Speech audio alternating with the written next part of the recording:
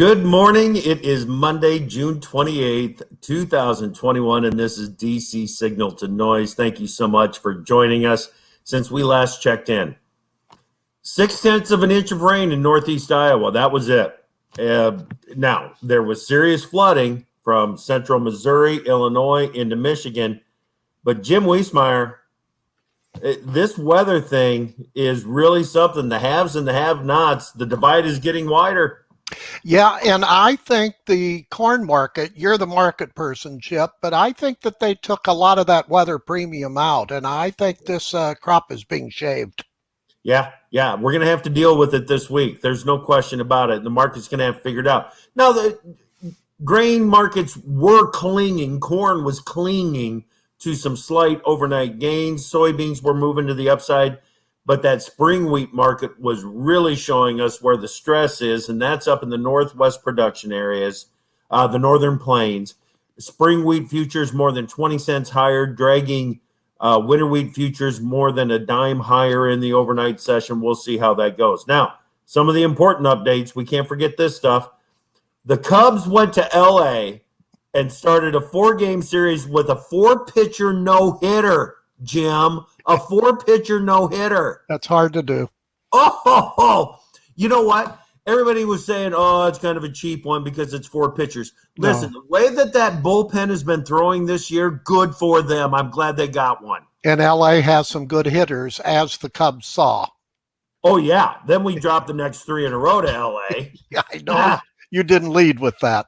No, I did not. Cubs have fallen 3 games back of Milwaukee, and they start a 3-gamer against the Brew Crew today. So now, we can't say that here comes the Nationals anymore.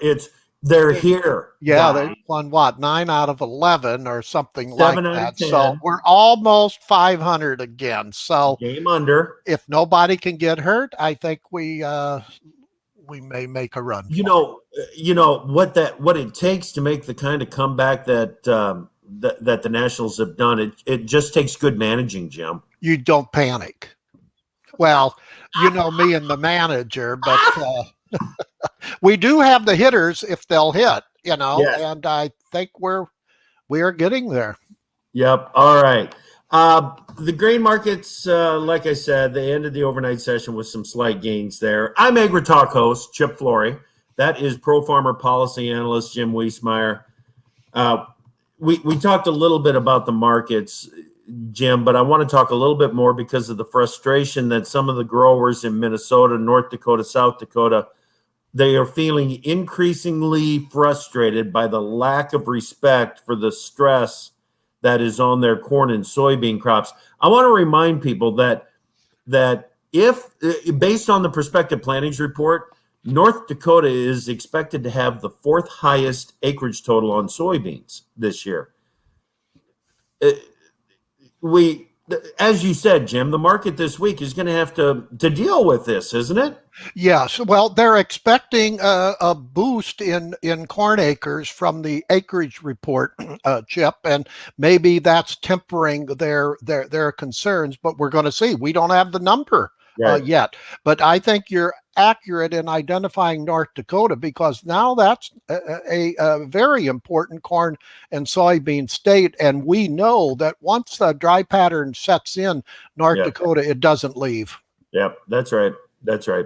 Okay, I want to take a look at the week that was, and I know that the infrastructure bill happened last week, or at least an agreement on the bill happened last week, but I want to save that for later in the conversation. Sure.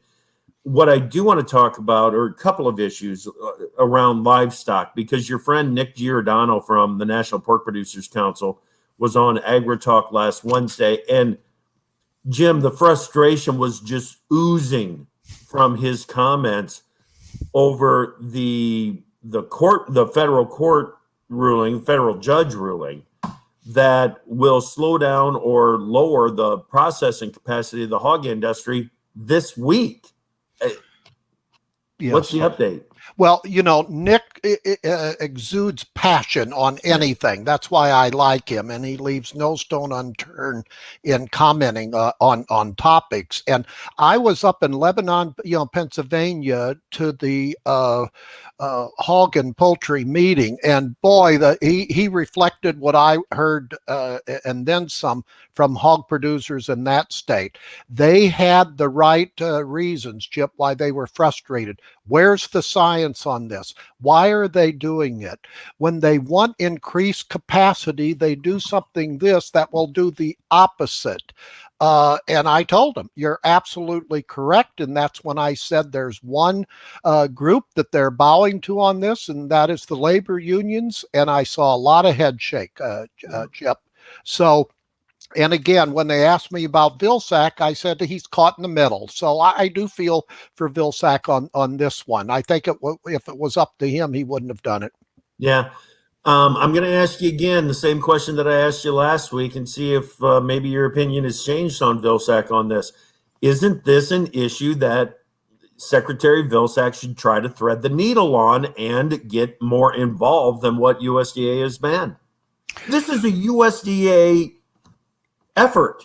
But it's not in his apparent total purview. He says he was caught in the middle. It's the U.S. Solicitor General. And I don't know whether I totally agree with that, but that's the fate that he was dealt with. And you saw in some of this legislation for aid, he may use some funds to offset any negative market impact, Chip. I mean, this is where two wrongs don't make a right.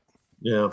Is there any chance of getting a stay on this judgment before we get to Thursday and have to slow things down? Well, remember, Vilsack told you on AgriTalk he hopes the various sides can work out a compromise, and usually we have compromises at the 11th and a half hour. So that's still possible, Jeff. Okay. Another livestock issue from last week, the long-awaited Senate hearing on cattle market transparency, concentration. What did you learn from it?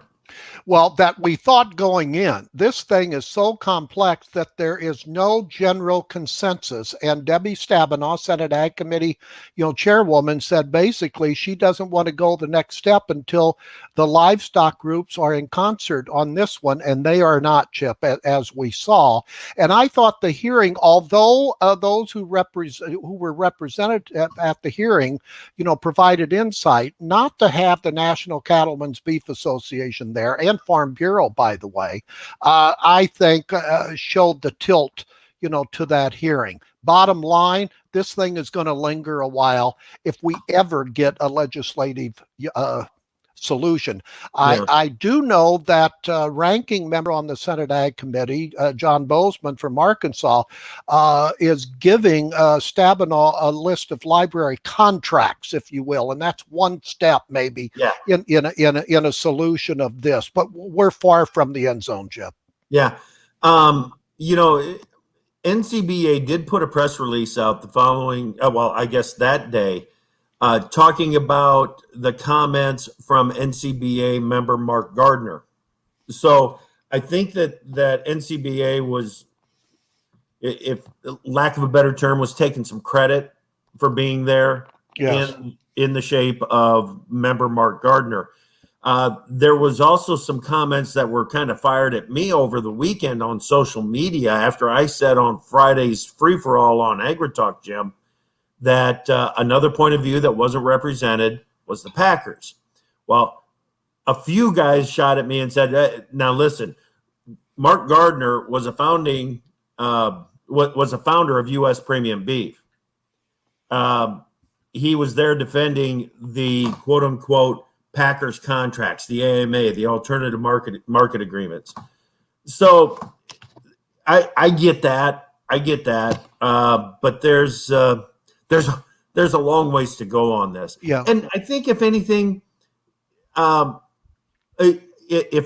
most positive thing that I'm going to take away from the hearing, Jim, was that the senators asking questions from Senator Grassley, who's been on top of this for decades, all the way to Senator Booker. Yeah. They all asked very good, intelligent, informed questions. Yes. I thought that was very encouraging. They understand the issue. On the Packer issue, why Yeah, wouldn't you want them there, Chip? Because basically defend thyself. yeah, yeah, On the record, and I know that they could have elements. It would have been interesting to see what they said on the record. But my career as a reporter, I never liked the adversarial relationships yeah. between grain producers and elevators. I just think it led to more problems than solutions. And the same thing in the livestock industry between packers and producers. Yes, there are major Yeah. disagreements, but air them out publicly. Man, you're flashing me back 25, 30 years, Jim, Yes. when you used to get on stage and say, you don't like what ADM's doing? Buy their stock. Yeah, buy You their don't side. It's called a hedge. That's called a Yep. hedge. Buy their stock if Yes. you don't like what they're doing. Yeah. Okay. Still looking back, the Senate passed the Growing Climate Solutions Act to help development of the carbon markets. Is it a good thing? I think it's a good thing. And you saw the widespread in the vote. I mean, you talk about top heavy in favor of it. I think it was a good thing, Chip, because it begins the process that's going to take far longer than most realize to setting standards. And it won't make USDA dictatorial on this. They will be advisors, there's third party involvements, etc. But we really need to get standards. So sooner or later we can hopefully get to the point where we know how to measure carbon, and we know how to price it, but we're not anywhere close to that yet, Chip. Yeah, that's right. There's been some pushback to the Growing Climate Solutions Act about government shouldn't be involved in this, let private sector develop the market. There needs to be a standardization throughout the marketplace, and there are some non-governmental organizations that could provide that, but if it's got USDA stamp of approval or EPA stamp of approval on it, that's going to make it pretty difficult to ignore going forward, I think, Jim. Yes, and USDA is going to work with the various sectors, both inside and outside of agriculture, to help coordinate. I think that's the key word here. That's the good side of government, as a coordinator, not as a dictator in things. When they start dictating, that's where you have problems. Okay. All right.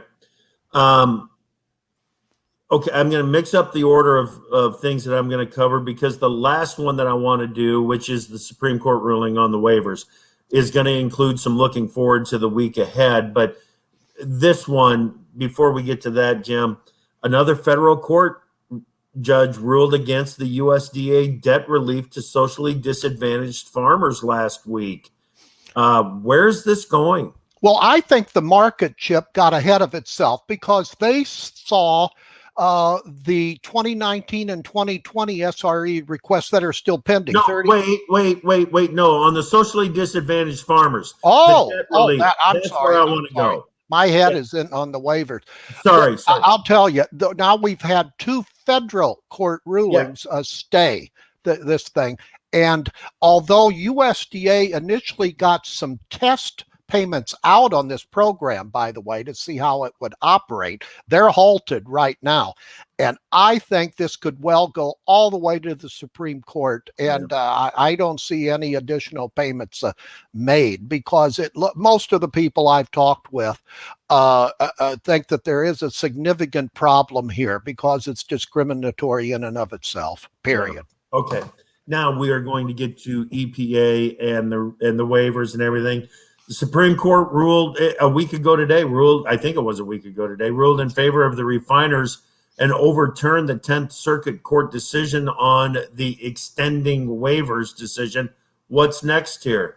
Well, the market, as you saw on Friday, soybean oil just plummeted, Yes. and corn to a degree it was negative. I think the market got ahead of itself because they just assumed, as traders do sometimes, the worst case. They assumed that what does this mean for 2019 and 2020 SRE or waiver requests still pending? 32 for 2019 compliance year, Chip, and 18 for the 2020 compliance years. But in Pro Farmer's follow-up interviews, and we got it in the newsletter, we thought the market was overreacting.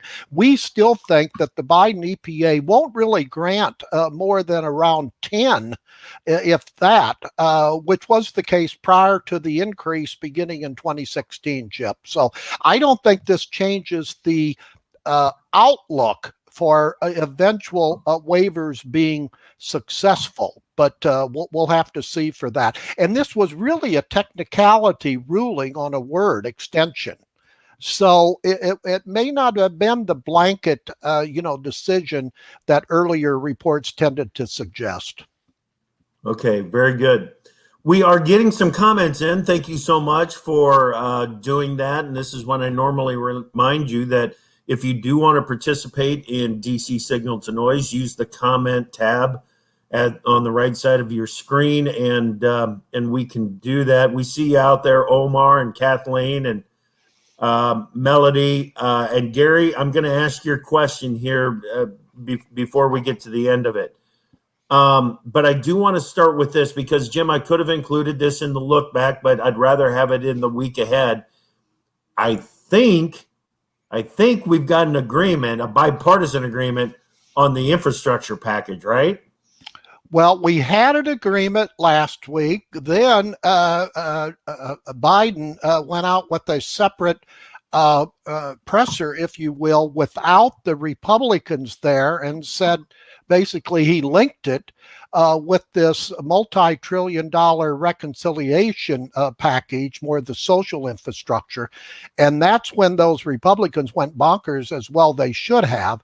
Then his handlers in the White House, and eventually Biden himself, had to walk it back. On Saturday, he issued a statement because the Republicans said they wanted an actual statement, and he said he was not issuing a veto threat. It does not have to be linked. The two don't have to be linked. So we're back into an infrastructure agreement, Chip. But as I wrote on Pro Farmer this morning, this thing's going to boil down to Nancy Pelosi, House Speaker, because she has said, and we know she doesn't change too often, if any time, she says that she wants the reconciliation package passed by the Senate before she'll even take up infrastructure in the House. Yeah. So she's going to usurp, President Biden on this one. So we've got a long ways to go on this one before we can say infrastructure is in the bank. This is not the first time that House Speaker Pelosi has thrown that kind of a threat out to the Senate, that if you don't get this done, I'm not going to do what you want me to do. Yes.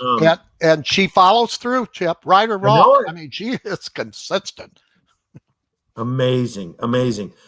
Senator Moran had an interesting reaction, correct? Yeah, he's saying he will not vote for these things, for infrastructure, unless he has a commitment by at least two, Manchin and Sinema from Arkansas, Manchin from West Virginia, that they're not going to vote for the reconciliation package. I don't think that they'll get that because I'm reading the tea leaves, Chip. The White House and Democratic leaders in Congress are going to throw a lot of money at Manchin and Sinema in order for them to vote for the reconciliation bill. Yeah.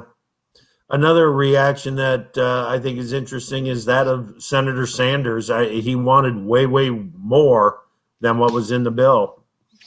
Yes. Or in the agreement. Yes. We have $5 trillion, it looks like, for Sanders now. He started with $6 trillion.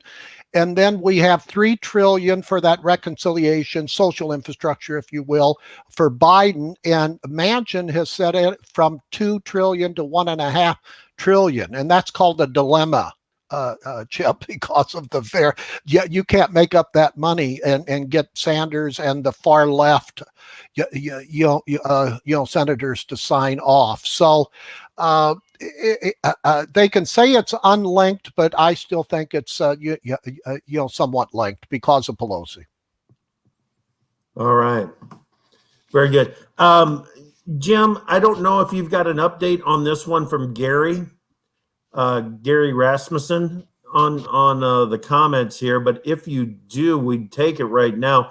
Any word on confirmation of Tracy Stone Manning to head BLM?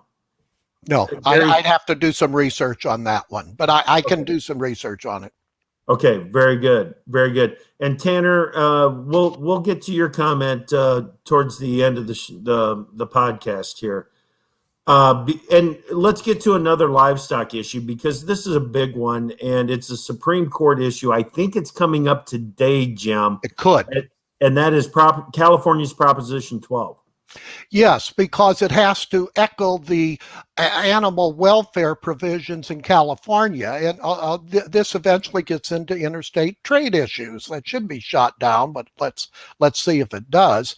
But I'll tell you, when I was up in Lebanon, Pennsylvania, a big crowd up there sat down with a big hog producer, and he said he's already almost done changing his operation. He has 1,400 sows, by the way. And he said, look, this thing's going to lead to more deaths of pigs as the sows sit on the pigs, and it will eventually negatively impact the pigs per litter. But yet he went ahead and did it because he said, I can read the tea leaves on this. So look at the animal welfare angle on this, Chip. Is that really animal welfare?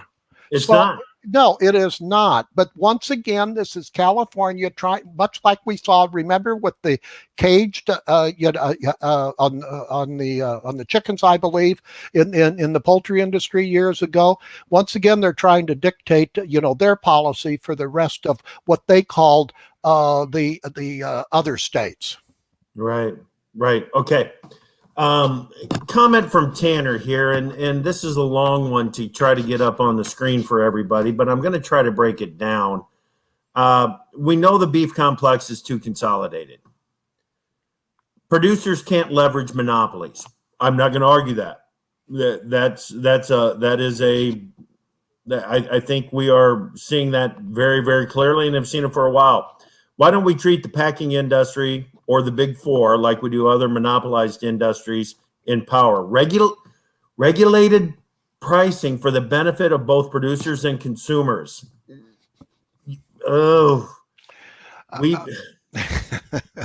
I know where you're going to go for that. Volatility can be a producer's friend as long as you have those up moves so you can price it in. Regulated pricing, period. We saw that in the grain reserve years ago when the Democrats tried to regulate grain prices. We saw the downside of that because with the farmer-owned grain reserve, it put a wet blanket on the market for any rallies. I know where you're coming from, Tanner. But the Meat Institute pointed out for the last 25 years, we've had the same major processors in the meat industry. So they countered that with where is the angle that there's concentration when we've had the same big four. You could say the same thing on the automobile industry with basically the big three, well, maybe four with Tesla now. So another complex issues. Yeah. I'm not saying there should not be any changes. I think the hearing was part of one process. Part of the process. The problem is when you legislate and help with grants, expand the processing end, what will happen to those new entries when the margins crash, Chip, to the negative side? And trust me, they will. They will. So do they implode? And then when you're relying on that new new institution to sell your products to, poof, they're gone. So I'm not saying that's the reason not to do it. Any new entry should be very liquid because of to brace for the downside years. Yeah, and cattle producers are putting $325 million into a new 1,500 head a day processing plant in I think it's Mills County, Iowa. So we've talked about this many times that one of the needs is for additional shackle space to create some competition out there. Now, and Tanner, I'm not into scolding or whatever, but you asked the question, why are you, I'm assuming us, Jim and I, not concerned about the producers and consumers in the current system?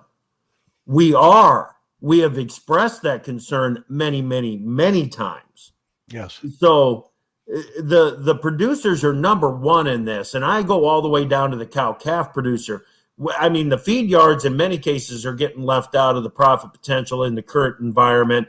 But if you want to talk about getting left out, let's get all the way down to the cow-calf guy that's putting a heck of a good quality calf on the ground to begin with, that makes solid beef in the meat case later. We got to support that segment of the industry as well, and make sure that they are propped up. So, and the best way to do that is through the market. That's the best way to do it. It's confusing. There's a lot of issues here that need to be considered. Jim, big reports. You mentioned them earlier. Big reports from USDA this week. Quarterly grain stocks and acreage report. Yes, and they're expecting a pretty big bump in corn, and about as is, or maybe even more for soybeans. I haven't looked at the trade guesstimates, but and if we don't get it, then that'll put the focus right back on the weather and the crop market development, Chip. But let's see the numbers. But if they are much higher, then you have to again question, why was the planning intentions report so light? I'm just saying some of the questions going into this report on Wednesday. It will be a market mover, and of course we have grain stocks as well. Don't forget that report. Yep, that's right. That's right. And with some of the volatility that the grain stocks reports have created in the past, we got to pay attention to that. And I do still want to give a shout out. I don't know whether we talked about it last week. Senator Jerry Moran questioned Vilsack at a recent Senate Ag Appropriations hearing, and he said that his producers have lost faith in USDA numbers, and they put $10 million more for NASS to improve. I don't know whether that's enough to improve their estimates. And he asked Vilsack about it, and Vilsack said, if we don't do a better job with the estimating, I'm not doing my job. So at least they aired out that issue, and kudos to Senator Moran. Right. President Biden and USDA Secretary Vilsack are headed to Wisconsin on Tuesday. Hello, Wisconsin. And Biden's going to try to sell his infrastructure and the need for the social infrastructure. And, Vilsack is tagging along. Well, you don't go to Wisconsin, Chip, without announcing something on dairy. And I don't know whether this will be the specific program he announces, but I know it's in the pipeline. That USDA has been working on an idea that payments should have been targeted to producers who were impacted by lower class 1 prices that you covered on AgriTalk, and the record high price of cheese that was stimulated by the massive food box program under President Trump. And so these payments will help reduce the differential that occurred between class 1 and class 3 milk pricing because of the disproportionate number of purchases of cheese during that food box effort. Right. Bottom line, if this is the announcement, I know that they're working on a program for direct payments of anywhere from $750 million to $1 billion. That's a chunk of change. It certainly is. Representative Ron Kind out of Wisconsin told WRDN out of Durand, Wisconsin, over the weekend that there may be some sort of a beef announcement as well. I think that might be premature. I've not heard that, but again, once I hear that I'll let's check that out. Questions going on. Yeah. I do want to insert, Chip, last week, we also had a consensus building on a permanent ag disaster program. Okay. But G.T. Thompson, the ranking member on the House Ag Committee, said he would only approve of that or sign off on that if there were 3 things. One, it has to supplement crop insurance. 2, it has to be simple, and 3, it has to get the aid out far more quickly than these ad hoc disaster programs are. Now, that could be an oxymoron when the government's involved, but Right. those are succinctly the 3 criteria that's going to be used for a permanent ag disaster program, and I think they're spot on that.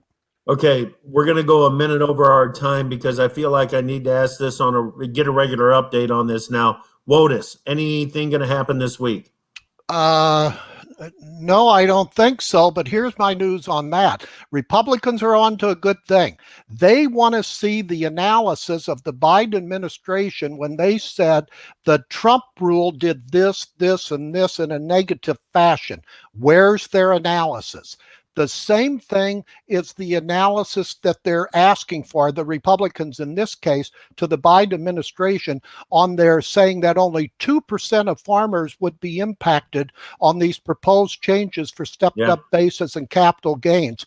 I know that top USDA officials had no part of that analysis. Who did it, Chip? I'm trying to find out. Nobody seems to know. Let's see the analysis. Yeah, absolutely. I'm going to take just a little bit of more of everybody's time because there's a question here from Billy Joe that I want to get in.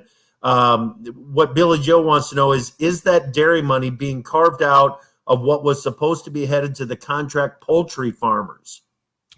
That I don't know. We'll find out. I would say no, but I'll find out on that one. I just think they're dragging. What Vilsack has said that they need some more regulations in order to deal with the contract hog producers. I can't fathom why, because they're already in the process of paying contract poultry producers. I just think some people at USDA or somewhere in the administration is saying, earlier this year we had record hog prices. Maybe that's enough to the hog producers. That's just what I'm hearing from some people. But again, that's another one I'll check in on, because that's wherever I go, I get the hog producer asking that question. That was announced in December. Where's it at? There's so much money floating around here, Chip, that I think they can find this and that for, whatever they want to do. Great job, Jim. We're going to turn up the volume on what's happening in D.C. on AgriTalk at 10:05 Central. Get market updates, 2:06 Central. This morning, I'm going to have a conversation with Senator Joni Ernst from Iowa. I'm looking forward to that. Jim, have a great week. We'll talk to you again on Friday. And make sure you listen to AgriTalk's program on Friday, where we talked with Cindy Axney. Axney. It was an excellent show, and her comments were spot on. Absolutely, and we'll get you back on the free for all this Friday. Have a great week, Jim. Sure. This is DC Signal to Noise.